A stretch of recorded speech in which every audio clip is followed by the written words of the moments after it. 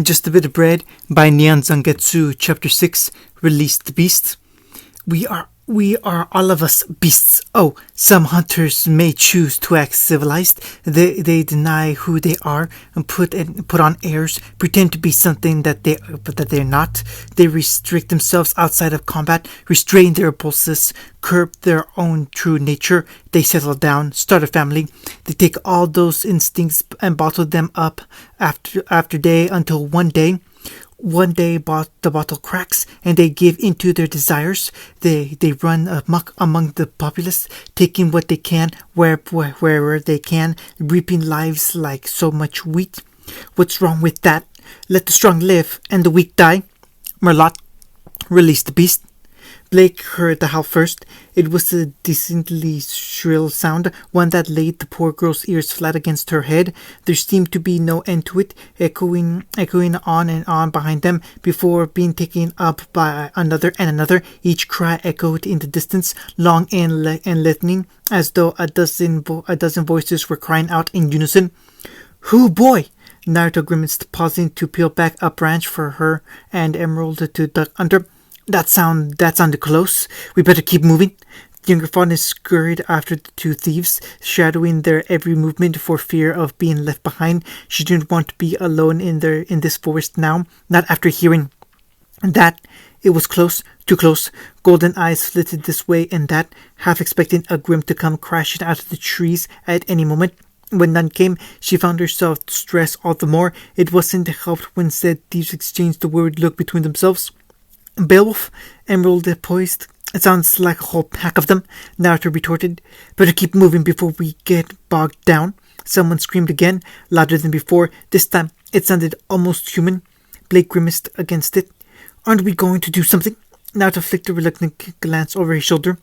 "No," Emerald shot Blake's hopes down before they could truly take flight.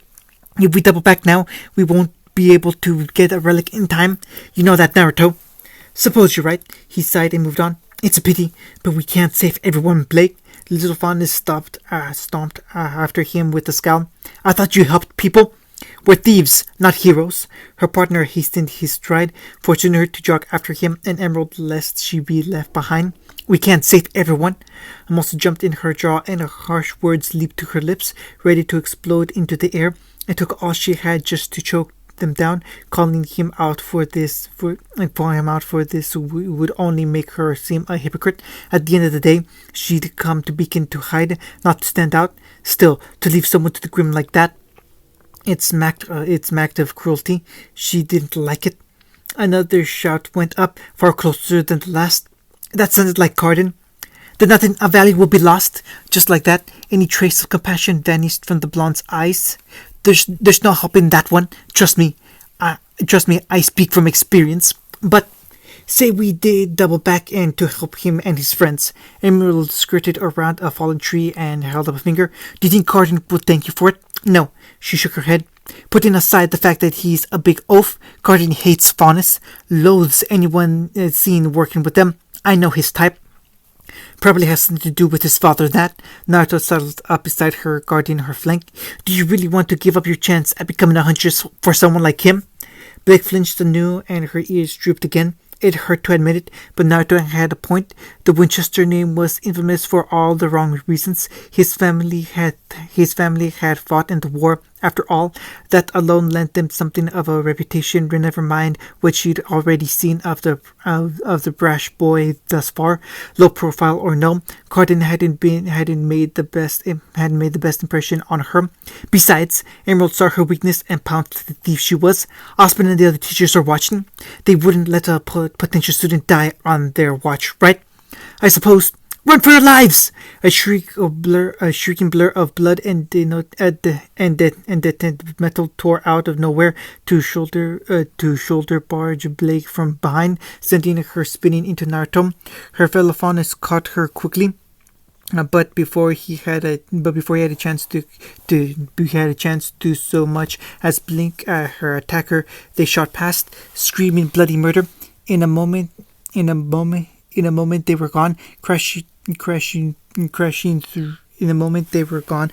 through the trees. In a moment, they were gone crashing through the undergrowth with all the solidity of a wrecking ball. Emerald twitched. "Oh, you have got to be kidding me. Was that Cardin?" "Was it?" Naruto helped Blake to her feet with a shrug. "Didn't get a good look at him. Why was he running?" An ear-splitting snarl perforated the forest. Naruto raised his shield, and Emerald drew her sickles with a put-upon groan. "You just had to ask." This time Blake heard the Grim coming long before she saw the beast, if only because it was impossible to miss. A great hulking beast burst through the brush, snorting loudly as it searched in vain for its victim. Failing to find Cardin, it bounded in their direction instead. Prior prey all but forgotten. This one wasn't normal either, for reasons Blake couldn't understand. Ghastly green spines jutted from its back, and its sickly green eyes. They weren't supposed to be that color. Burned with an overwhelming hunger, she could see the hate in its gaze, a seething desire to rip and tear all that lived, and something in her shrank back from it. She watched its jaw work wordlessly as it crept closer, almost as if it were trying to talk. Nonsense. Grim didn't talk. She was imagining things. Naruto saw her fear and pushed her back. "Hey, just let us handle this one, alright? It's alright if you're still a little spooked." Blake hated herself for such weaknesses, yet nodded all the same. "Left?" Naruto asked, flicking a look at Emerald. His partner rolled her eyes and jabbed at his side. "Right." Together, the thieves absolutely surged forward in flawless unison. For reasons Blake didn't understand, the Beowulf went for Naruto first. Perhaps it was the bright colors he wore, or perhaps it was simply a matter of proximity. She couldn't be sure. Regardless, the whiskered warrior was more than prepared. He met the beast head on and caught a clawed paw on one shield like the tank she'd come to think of him. He lashed out with the other and caught its other limb before it could draw back and attack him again. Moments later, a faint red miasma began to bleed from his right arm as he drained his prey. Blake recognized his semblance. The Grim, unfortunately, did not, and struggled fruitlessly in his grasp. Naruto smacked his lips. "Thanks for the meal, big guy."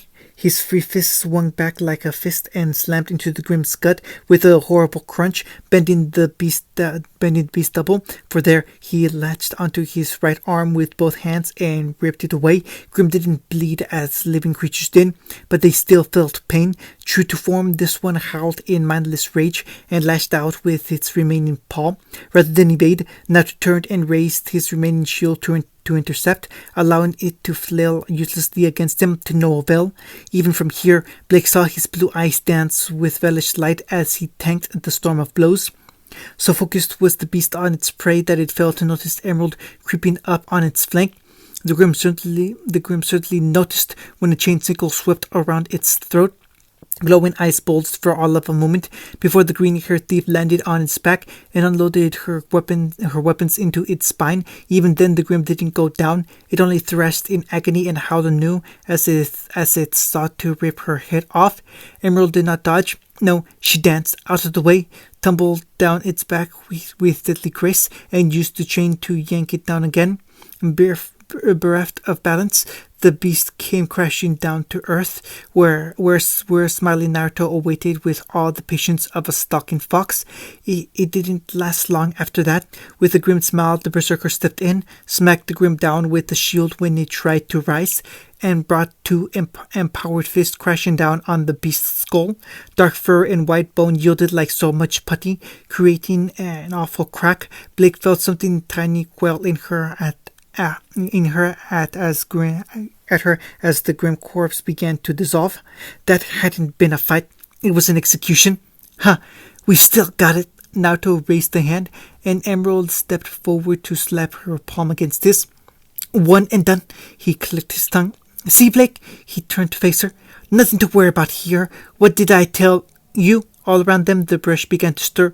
Countless glowing eyes surveyed them from the tree line. Emerald hissed through her teeth. "Change of plans, kitty cat! Run! Now!" "What? Just run!"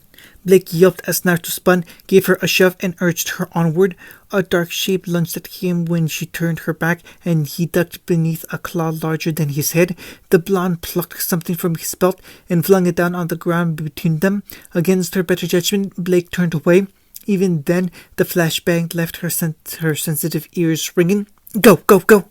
Emerald urged her forward, voice muffled in the chaos. Too little, too late. Something emerged from the trees ahead of them, cutting their retreat off. As far as Grim went, these were even larger than the last, and jumped as warped. Bigger than anything she'd seen. Worse, they didn't look right. All green and black and twisted, their ghastly bodies seemed to shimmer with unnatural light as they shambled towards them. More came after, many more, too many. Outmaneuvered by Grim, Naruto groused, "Koga's never gonna let us hear the end of this." "What now?" Emerald whispered. "I'll draw their attention." Blue eyes burned red again. "You two scatter." "Wait, you're not going to." Swinging his arms, the blonde stalked forward. "Come here, you filthy mutts!" A rough edge overtook his words as his body began to shimmer. "I'll make a meal of ya!" One swing of an empowered arm sheared through the skull of a Beowulf whose dares creep too close. On the backswing, he caught a second wolf by the leg and whipped it forward into its fellows, sending them sprawling in like a bunch of broken bowling pins. "Is that all?" His voice rose in a taunt. "I thought you lot were grim, not puppies." Another leaped at him, and he caught it on his shield, levering its bulk into the ground. Scarlet eyes burned with deadly flames as he stomped its skull to mud. His hand shot out, found another grim by the throat, and latched on. It shriveled in his grasp, and his muscles pulsed with fresh life. Casting its corpse aside, he stalked forward, banging his shields together. His very being seemed to shimmer with crimson light now, almost as if it were a living thing, like a shroud. No, a cloak of some sort. Still, he slammed his shields together. Every grim turned towards him as one. "That's right, you son of a bitches!" He boomed a laugh. "Here!" He banged his shoulders together once more. "Right here! Come and get me if you think you're hard enough." Sure enough, the rest closed on him. Naruto threw himself at them like a madman, swinging and striking, ripping and tearing. "That's his semblance acting up again."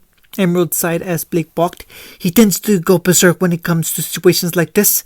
Drawing her weapons once more, she waded into the fray after him, her body already begun to blur. "Go on. You're not ready for a fight like this yet. We'll catch up with you," she had stated. "Just go. We faced worse odds than this."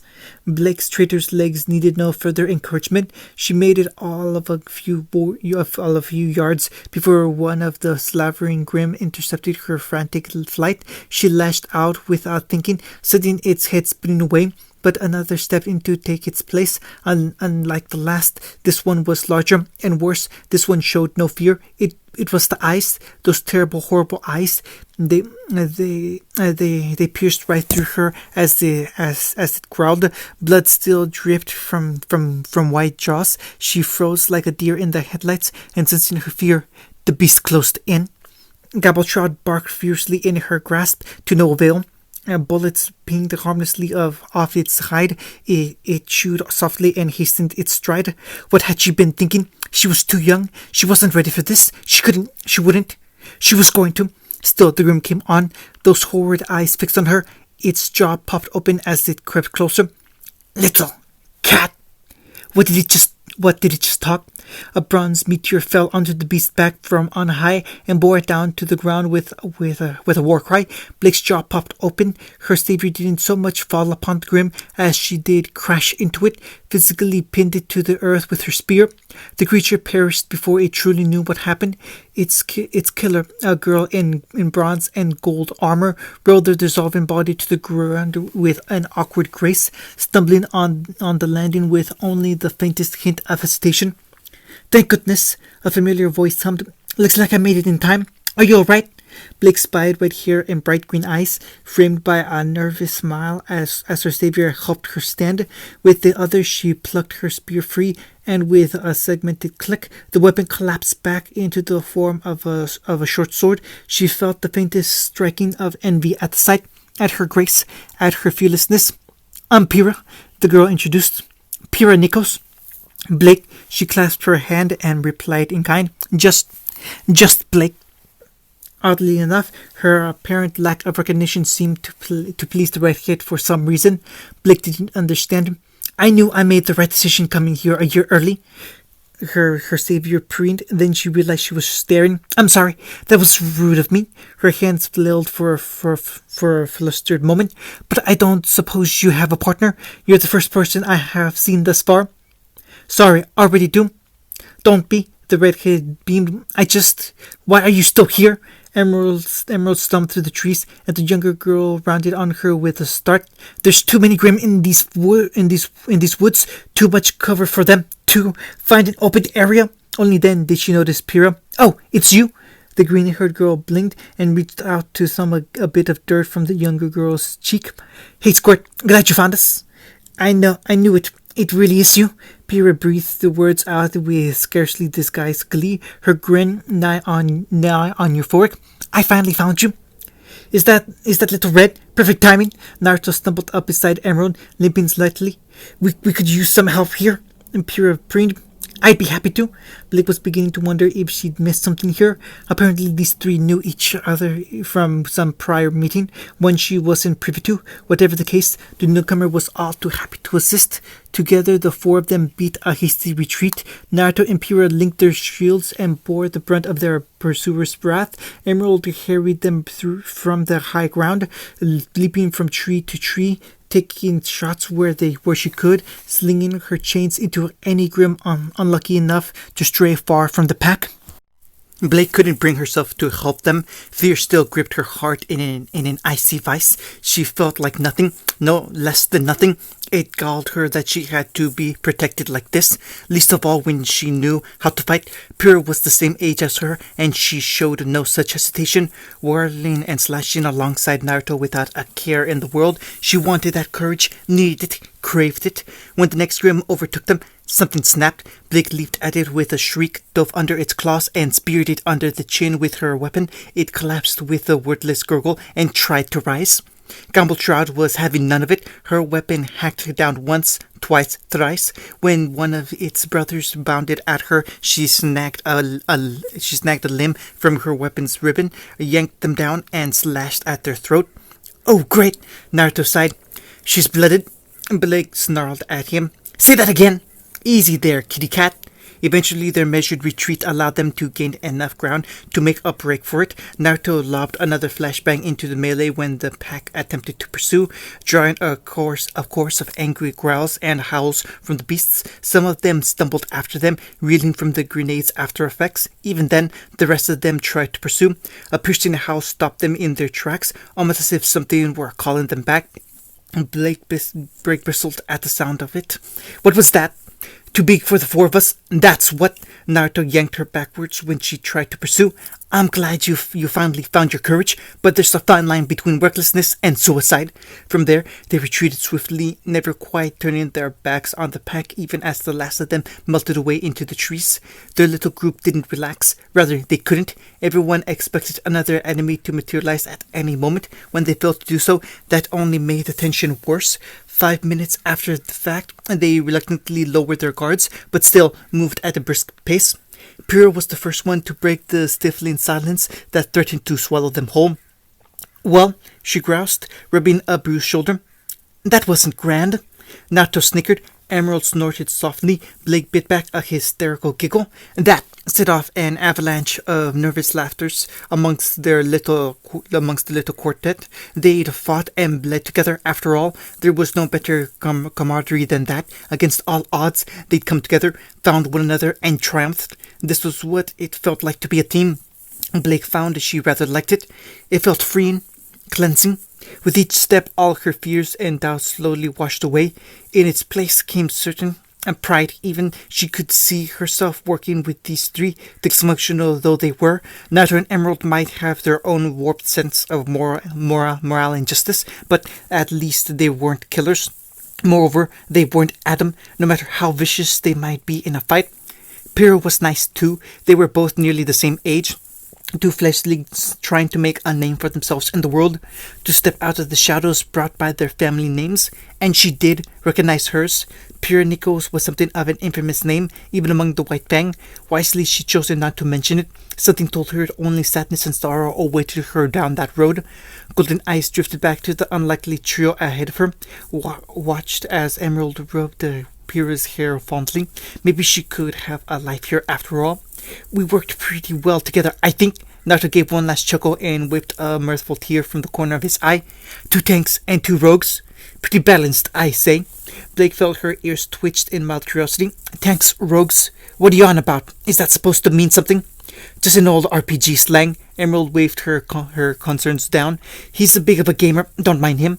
Naruto arched the blonde brow. Says the girl who likes to cosplay. Why, just the other day. Emerald turned beet red and launched a pebble at him. Laughter flowed freely. All told, it was almost a relief to find the relics waiting for them.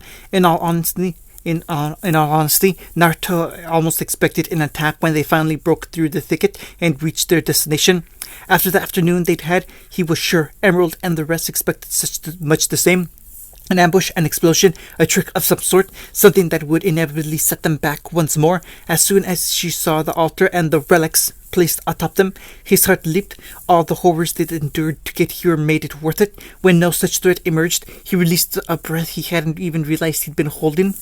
This must be the ruins then. Finally, feels like we've been walking forever. Emerald elbowed him. What gave it away, dumbass? Ah, you do care. Rather than be offended, he wrapped an arm around her shoulders. Told ya I'd draw on ya. Like bad mold. She elbowed him away, and the words held no rancor. Go on, get moving. You're practically vibrating. In truth, he wasn't even sure how much leaping from one grim to the next.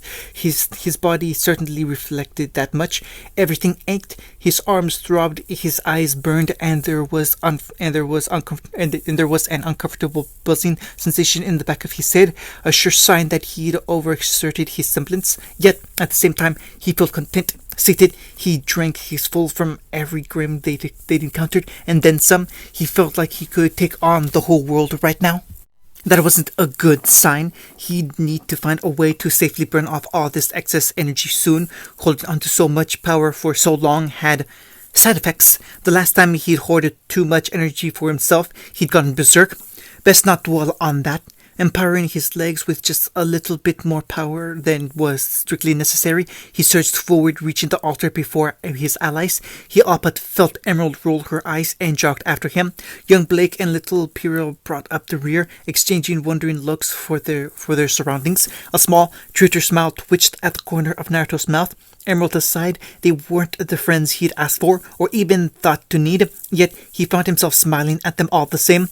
Here it was. This was the new life he and Emerald had longed for, and so much more. The 4 of them had fought together, grown. He wanted to look after them, protect them, keep them safe. This team, assuming they accepted the offer he was about to make, would be better than the last. This time, everyone would live, not like Sasuke and Sakura. Wait, who were they?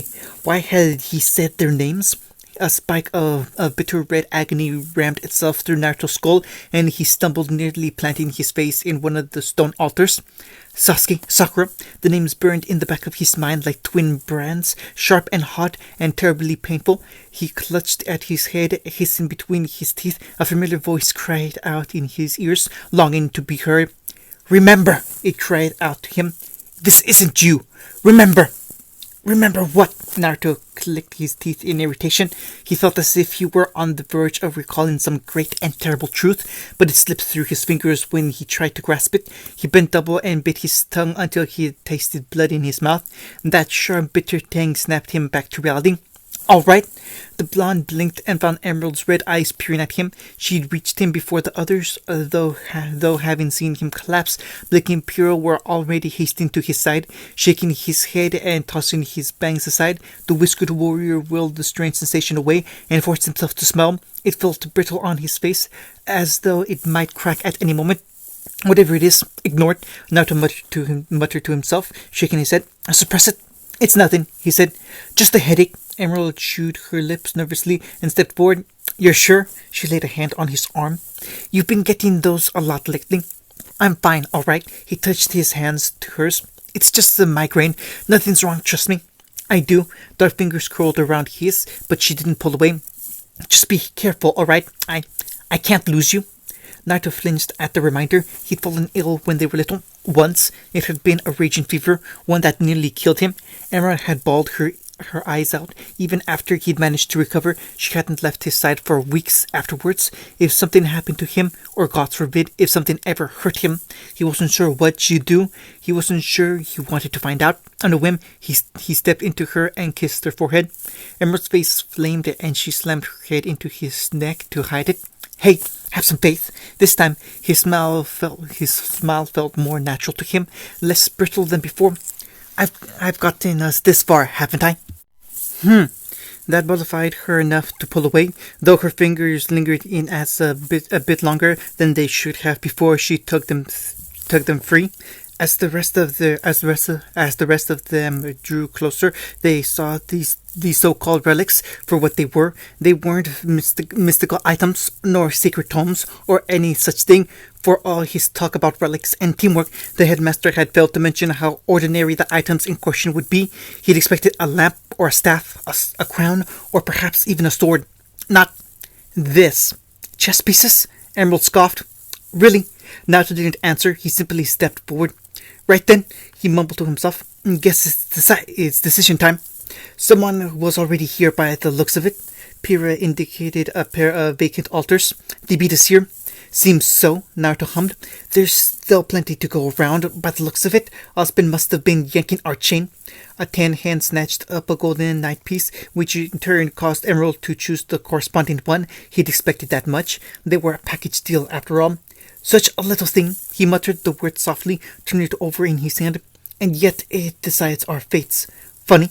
Blue eyes flickered over the ragtag little group. So, how are we going to do this? He asked. Blake's my partner, as is Emerald, thanks to a technicality. But Pyrrha, he indicated the nervous redhead with a wave, and then drew her into his side when she still dithered on the sidelines.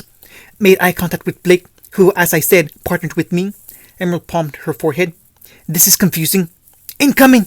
With sound and aplomb, Coco Adele came crashing through the thicket, flanked by a number of applicants that Naruto failed to recognize.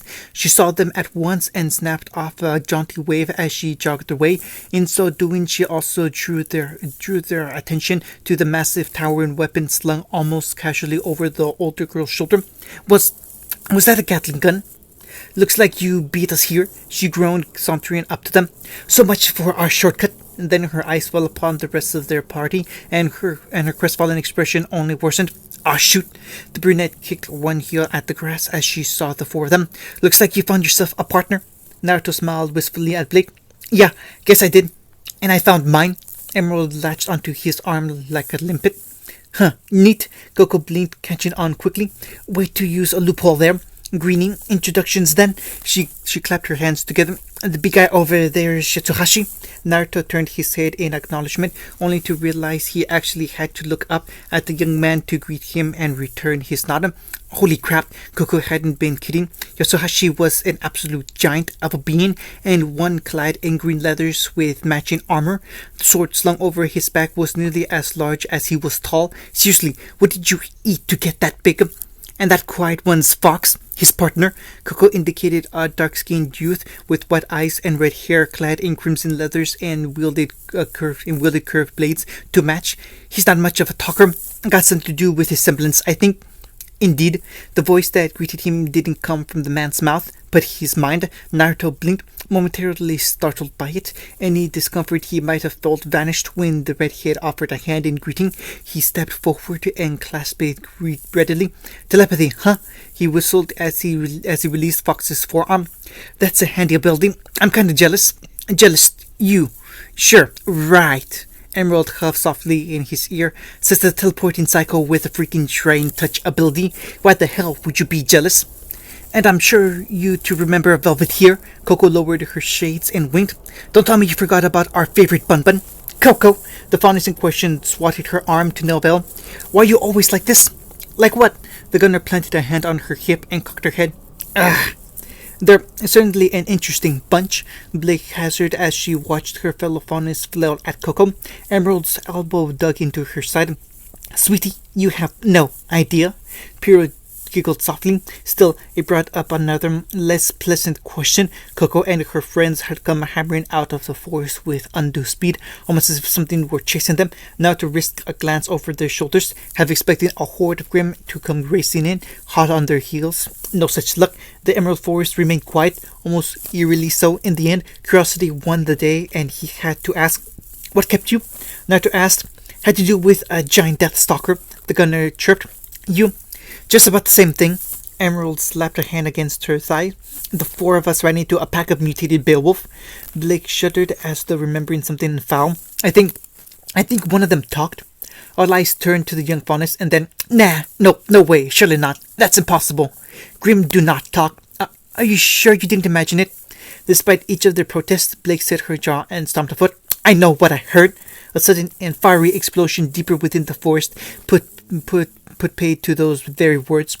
Pyrrha craned her neck. "Somehow, I don't think they're a problem anymore.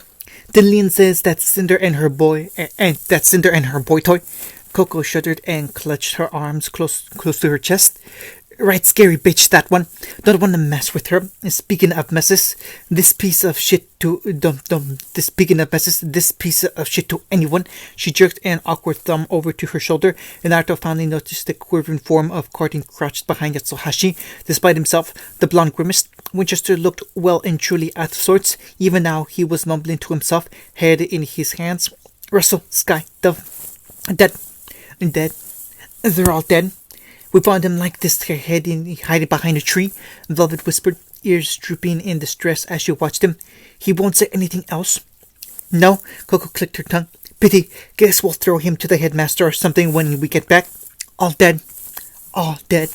Carden, against his better judgment, and Emerald's hissing, Naruto pushed past Yatsuhashi and knelt before the younger boy. "What happened? Who died?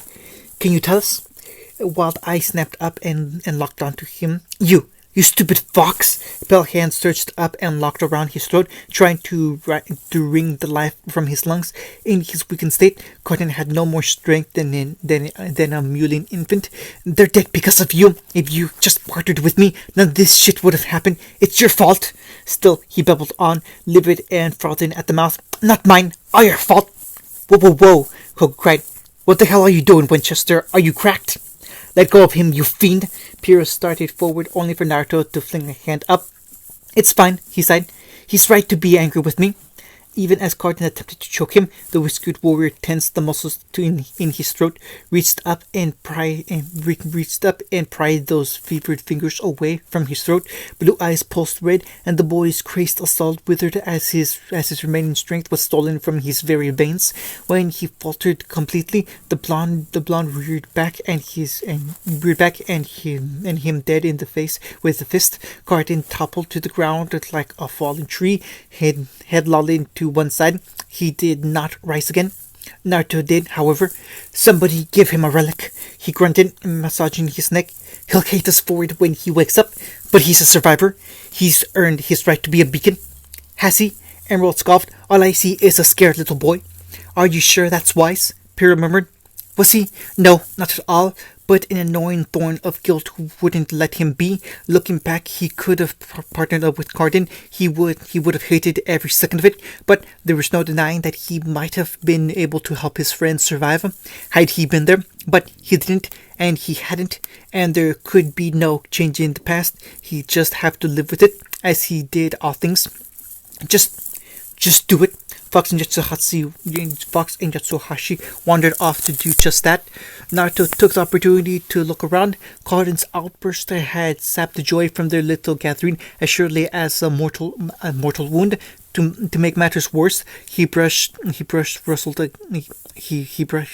again, and another group emerged from the copse of trees nearby. Naruto offered a silent prayer that it would be a band of strangers, not who he thought it was. His prayers weren't answered.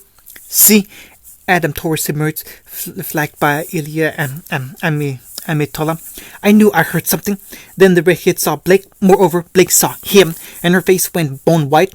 Naruto's heart shuddered to a stop in his chest. He'd suspected that Adam and Ilya had come here for her. He'd even said as much. From the beginning, he'd known that Adam was here for a reason, that he had a purpose.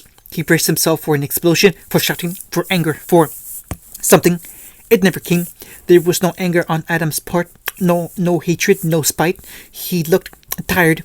Indeed, his suspicions were proven correct. A moment later, when Ilya cried out and threw herself into Blake head on.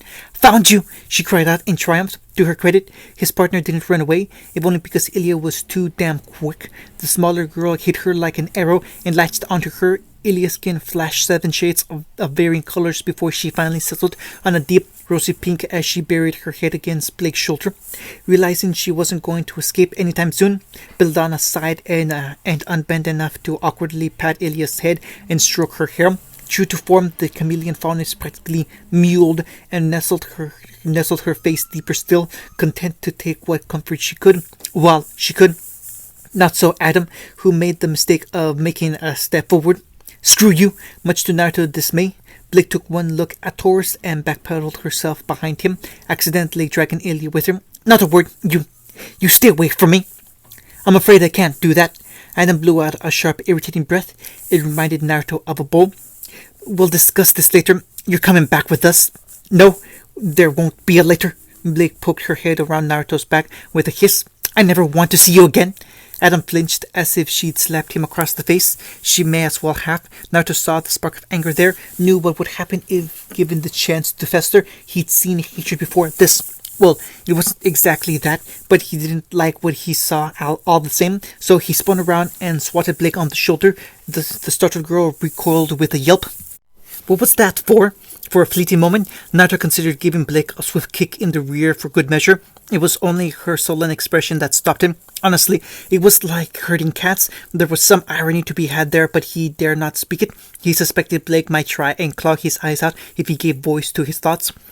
"Did it ever occur to you that he might want to change for your sake?" Blake grumbled something best left unsaid and buried her head into his back. "I hate to break up this touching reunion," Coco coughed, "but that still leaves the matter of teams." Everyone went terribly still. Coco opened her mouth to continue, but Adam bulled his way to the front with a silent glower. To his credit, the young man didn't draw his sword. Yet, his expression proved telling enough. "Come on, Whiskers," Coco clicked her tongue. "We don't have all day. Make your choice already. Who are you and Blake gonna work with?" Emerald turned pleading eyes on him. "You can't be serious. It's not even a choice, right?" It was like an arrow in the heart. "Irk!" Naruto sucked in a sharp breath through his teeth. This didn't bode well. Everyone's eyes fell upon him. Pyrrha's guilty expression certainly didn't help matters any. Poor girl looked like she'd been shot. Exasperated, the Whisked Warrior flung his arms up into the air. "What are you looking for me for?" "Previews." Ospen adjusted the microphone and cleared his throat. "Allow me to introduce." "Naruto, no," Velvet whined. "Don't do it. Don't even think about it. You look familiar." A boy with dark hair and darker eyes regarded him with quizzicacy. Naruto felt his skull throb painfully at the sight of the stranger and the words he brought. "So that's your plan, boss? Get into their good graces and destroy them from the inside out?" Mercury sounded skeptical, and his expression told as much. "It doesn't seem to be working." "Patience, dear Mercury. In time, they'll play right into our hands." "Remember!" Naruto glowered up at the giant fox, eyes narrowed. "Remember what?" A massive red iris snapped open. "Remember who you are." "You're a bit of an odd duck, ain't you?" Naruto blew out a sigh. "How the hell did you manage to lose a staff in the middle of the city?" "I'm not a duck." The girl wrinkled her nose at him. "My name's Amber." Her blonde brow rose. "Question still stands, Missy. I'm a bit clumsy, all right." "I didn't know it was you, I swear." "As I said, I'm not emotional about the dust or the money, Roman." Naruto clamped a hand on his shoulder. "In fact, I couldn't care less. You're a thief. I'm a thief. It's what we do." End of chapter 6.